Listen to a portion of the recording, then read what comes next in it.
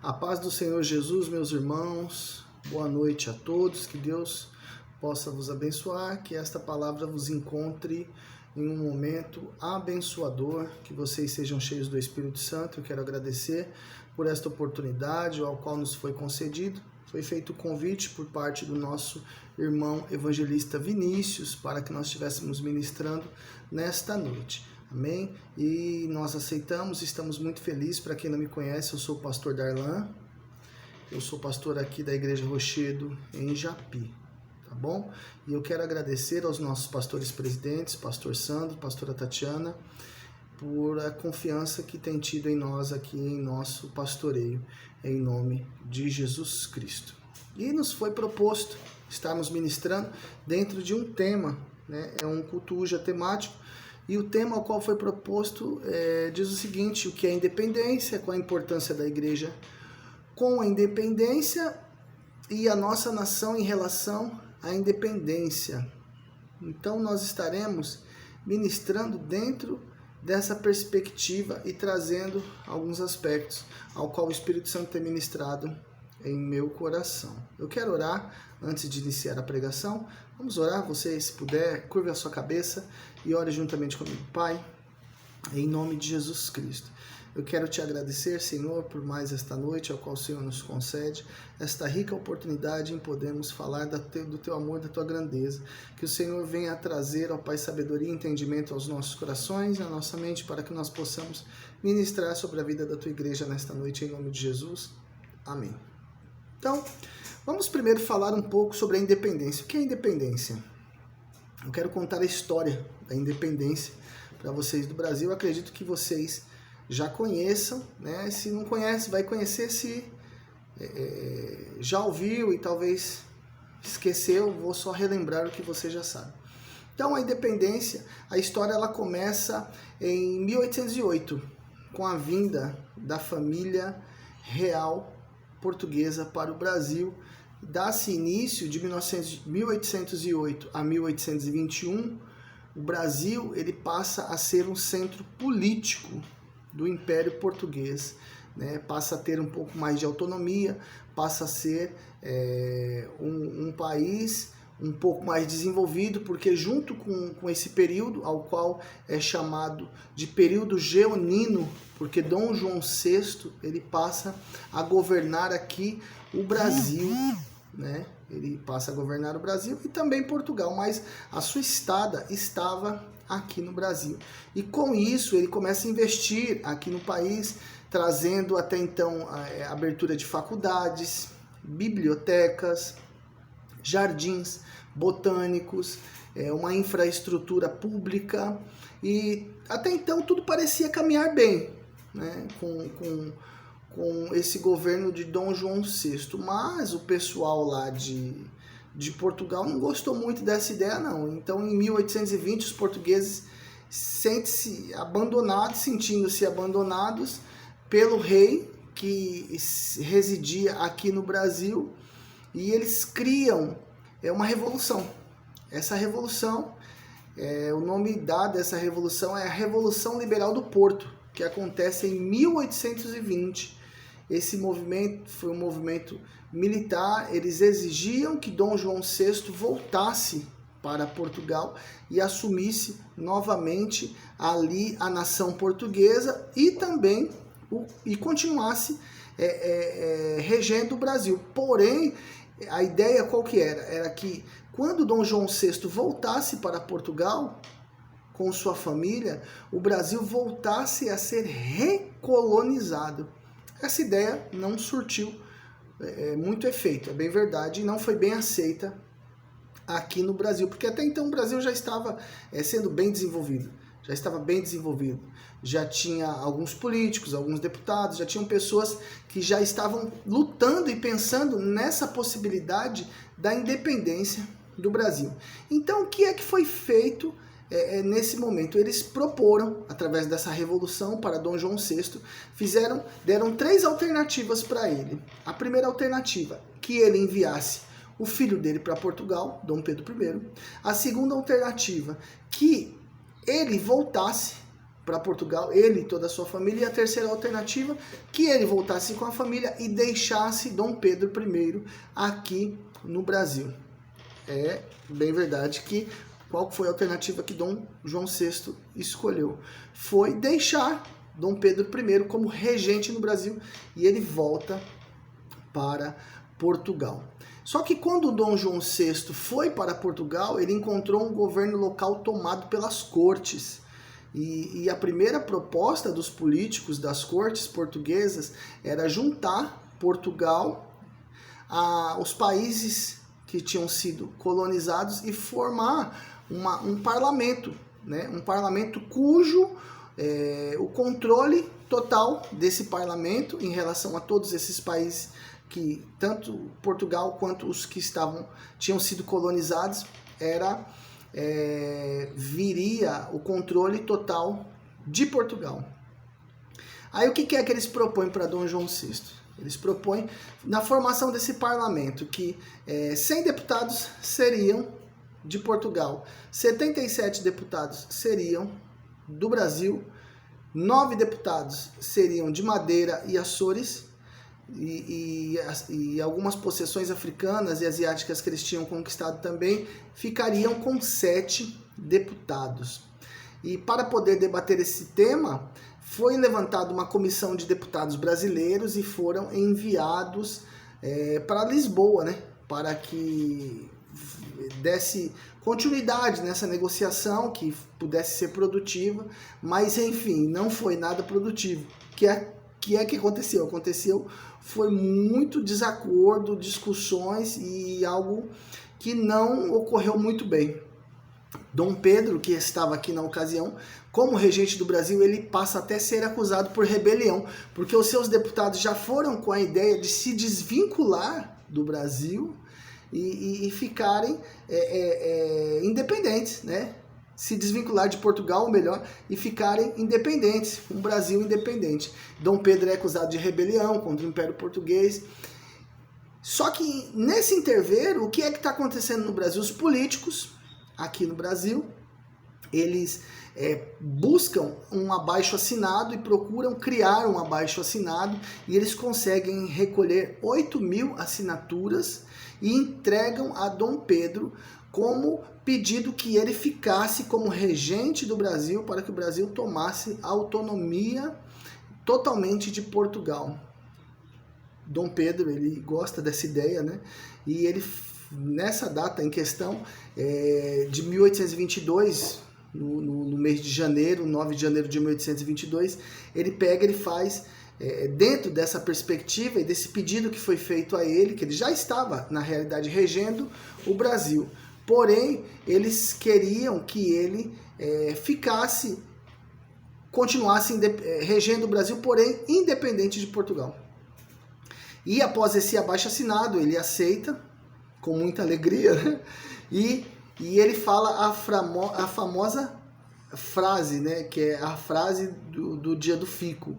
A frase é essa aqui, ele diz o seguinte: como é para o bem de todos e a felicidade geral da nação, estou pronto e diga ao povo que fico. E aí ele decide ficar como um regente interino aqui do Brasil, enfim.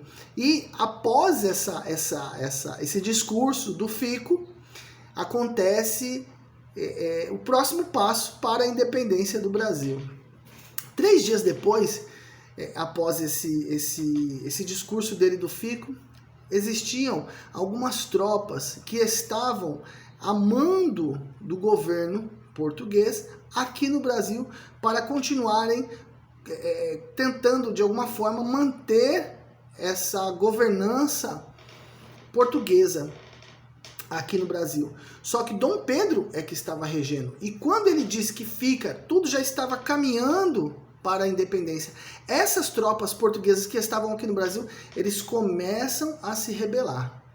E aonde acontece essa rebelião? Essa rebelião acontece no Rio de Janeiro. O Rio de Janeiro era a capital, até então nesse período, a capital do Brasil. E um general chamado General Jorge Avilés, ele encabeça essa rebelião contra Dom Pedro I.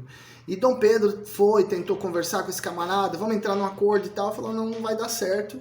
E ele temendo, Dom Pedro I temendo pela vida da família, ele junta a família dele, chama a mulher dele e fala assim, Leopoldina, é o seguinte, você vai ter que ir pro interior, pega nossos filhos, vai pro interior e fica lá até a poeira baixar, eu vou tentar resolver isso aqui da melhor maneira possível. E ela faz exatamente isso.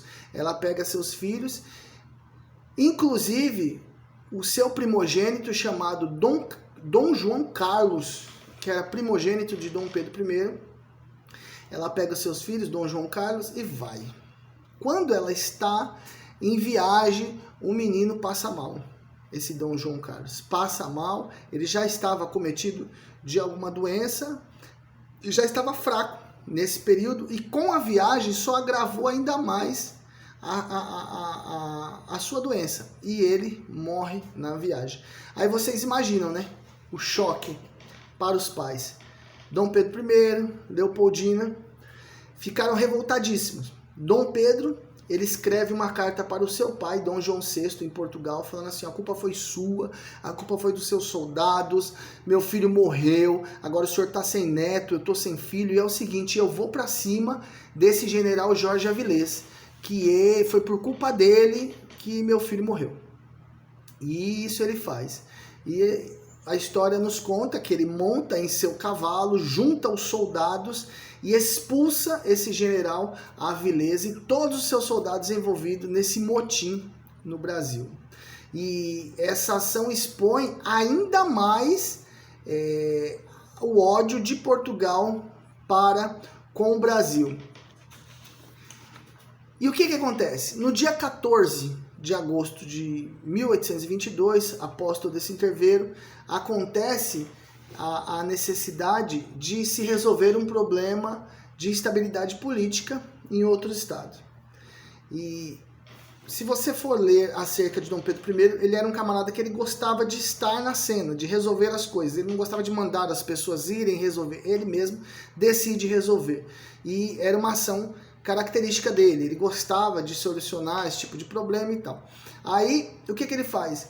Ele decide ir para resolver esse problema em outro estado. O primeiro estado que ele vai é para Santos. Quando ele chega em Santos, resolve o que tinha para resolver lá, e de lá ele parte para São Paulo. E no meio do caminho, ele é surpreendido por um mensageiro que trazia cartas que vinham lá do Rio de Janeiro, da onde ele tinha saído.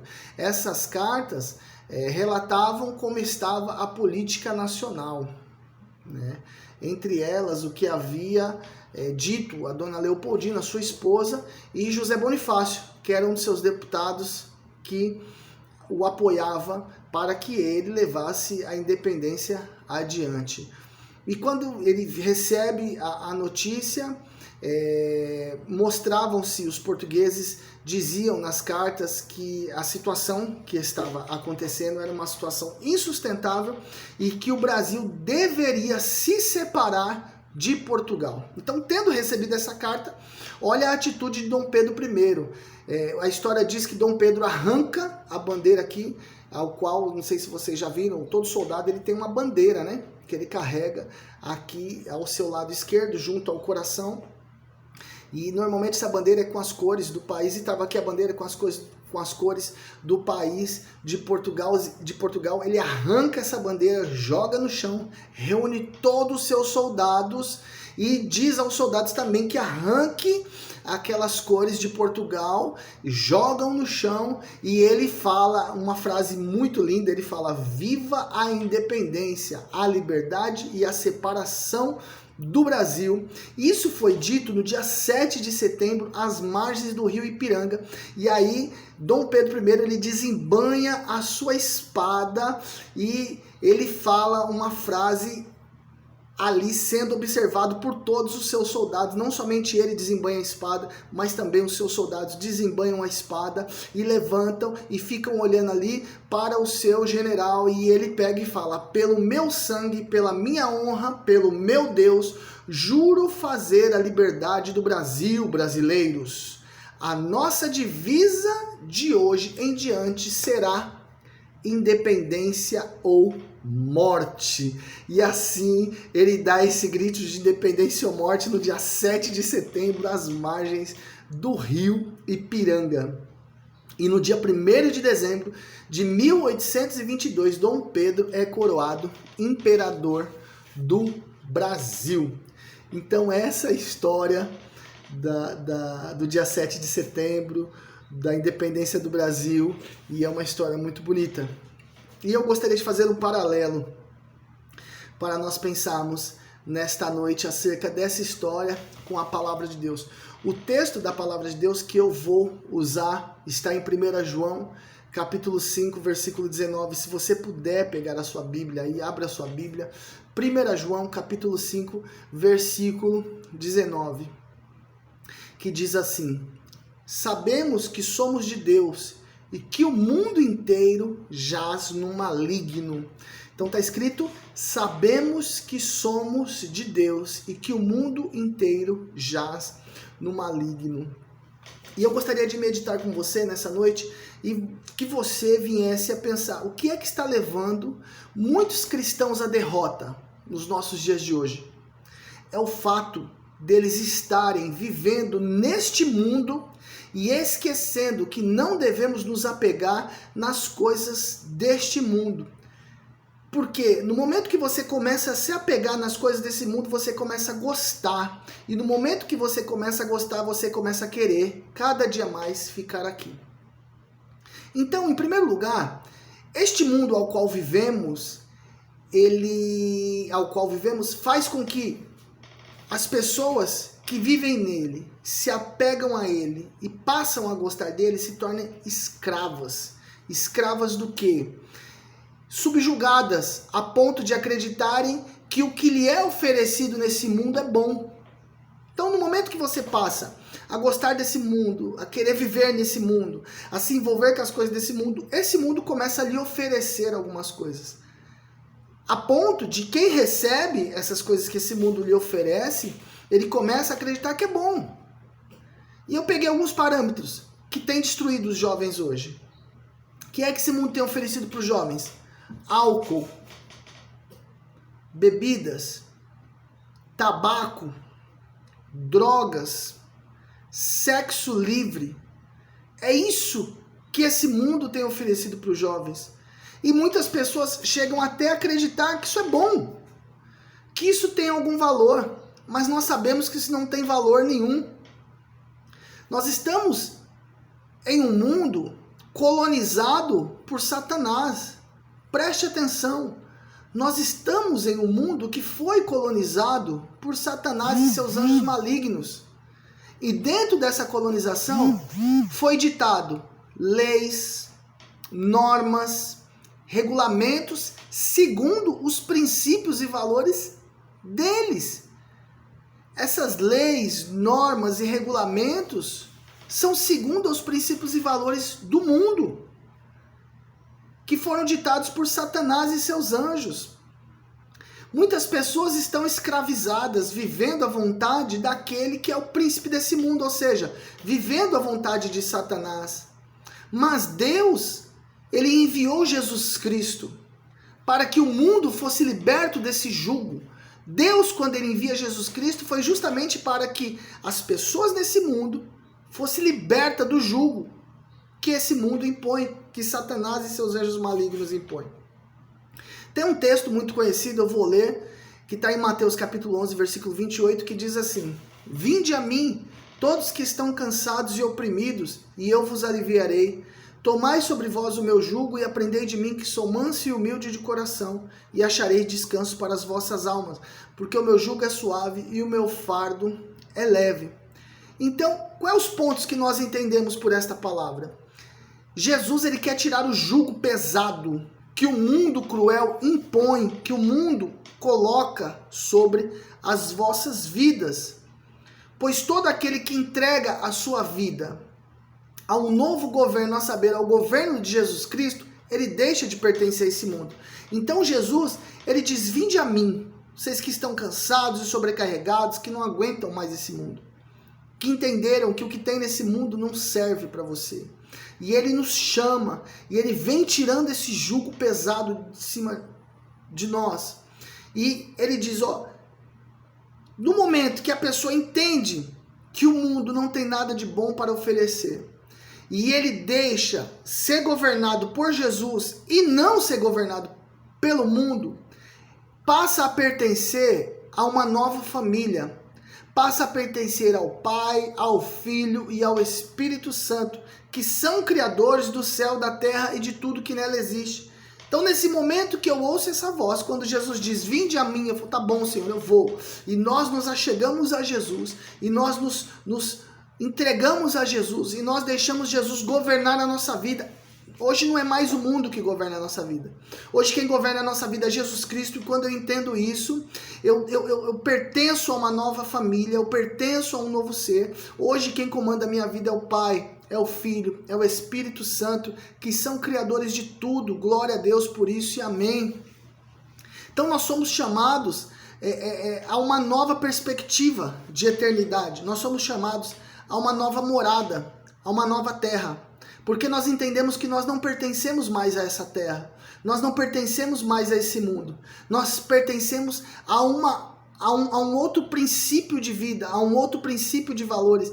Hoje nós somos chamados a termos uma eternidade com Deus, para passarmos de um reino humano a vivermos para um reino celestial, a um reino eterno. E eu louvo a Deus que em Apocalipse capítulo 1, versículo 6, diz que Jesus na cruz, ele fez de nós um reino de sacerdotes para Deus, seu Pai.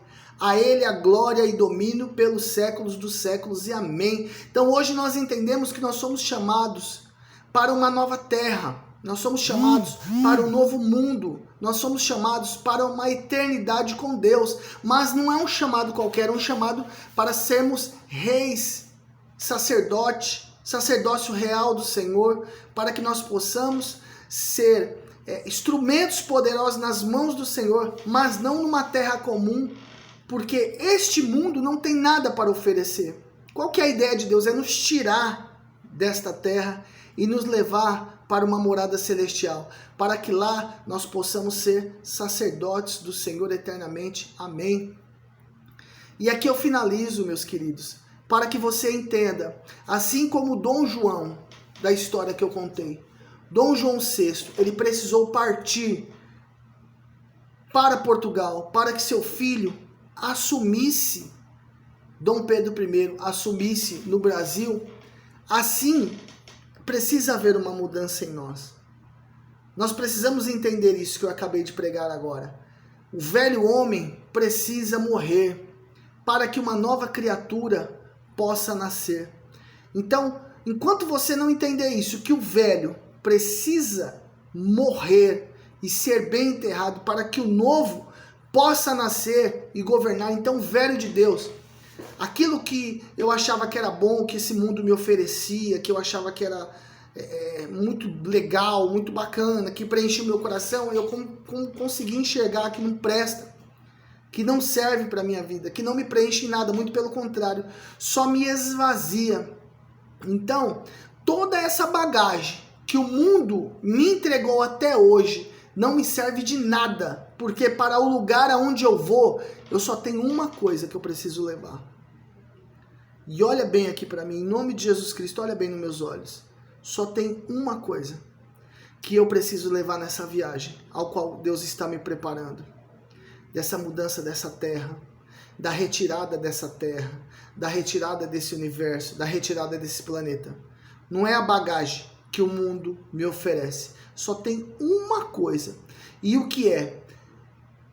Quando nós entendemos que nós somos cidadãos dos céus, nós só precisamos de uma coisa na nossa mala celestial. E sabe o que é? É a nossa fé.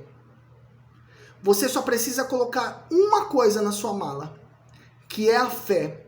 Porque para onde você vai, só é necessário a fé e mais nada. Então, que você entenda bem, o início de toda essa história que nós acabamos de ver, você vê que são lutas de poderes humanos, pessoas humanas, lutas terrenas. Mas nós estamos ainda nessa terra. Ainda tem luta, ainda tem renúncia, ainda encontra-se até um desgaste físico na minha e na sua vida. Mas eu quero te dizer uma coisa, em nome de Jesus Cristo. Para onde nós vamos, todo o esforço que você fizer aqui, para onde nós vamos, tudo aquilo que você abriu mão até agora, vai trazer um peso de glória muito grande sobre a sua vida. Esquece o que esse mundo tem a oferecer. Esquece o que esse mundo tem para depositar sobre a sua vida, porque isso de nada vale para onde nós vamos. Porque para onde nós vamos só é necessário levarmos a nossa fé na nossa bagagem. Em nome de Jesus Cristo. Amém? Que Deus abençoe, meus queridos, que Deus abençoe homens, mulheres, jovens, crianças, quem estiver me assistindo nessa hora, obreiros, pastores, a cada um de vocês, continue perseverantes. Hoje, nós somos independentes desta terra, nós não fazemos mais parte dessa terra. Hoje nós adquirimos a nossa independência, e eu acho até interessante, que sabe qual que é a espada que nós levantamos hoje? É a espada do Espírito. É a espada. Assim como Dom Pedro I, às margens do rio Ipiranga, ele levanta a sua espada e fala aquela frase de independência ou morte, tão bonita. O dia que eu levantei a minha espada, foi um dia que eu levantei a minha mão para Cristo e confessei Ele como o Senhor e Salvador da minha vida. E desse dia para cá, qual que é as armas que o Senhor me entrega? É a espada, que é a palavra de Deus. Só que não é somente esta Bíblia física, mas essas palavras que estão contidas aqui, está na minha boca e no meu coração, que são as armas que eu luto, que me mantém de pé e me faz vencer a cada dia rompendo em fé. Tá certo? Então que Deus te abençoe em nome de Jesus Cristo. Guarde esta palavra no seu coração. Assim como o Brasil ficou independente de Portugal, assim eu e você precisamos ser independentes deste mundo. Não se apegue nas coisas deste mundo. Se o amor do mundo está em você, o amor do Pai não tem espaço no seu coração. Mas se o amor de Deus está no seu coração, o amor do mundo não tem espaço. Ou uma coisa ou outra. Qual vai ser a sua escolha hoje? Escolha amar a Deus. Escolha viver independente dessa terra, porque certamente a sua herança eterna que você irá receber no céu, o olho não viu, o ouvido não ouviu, não subiu ao coração do homem, é o que Deus tem preparado para aqueles que nele esperam, para aqueles que o amam, para aqueles que acreditam nas suas palavras. Glória a Deus por isso. Que Deus abençoe em nome de Jesus. Fiquem com a paz do nosso Senhor e Salvador Jesus Cristo. Mais uma vez, Vinícius, Deus te abençoe. Obrigado por esse convite. Toda a equipe do UJA, toda a igreja, todos os jovens, os nossos pastores, presidente, pastor Sandro, pastora Tatiana, muito obrigado. A igreja de Japi, manda um beijo para todos vocês. Que Deus vos abençoe em nome de Jesus.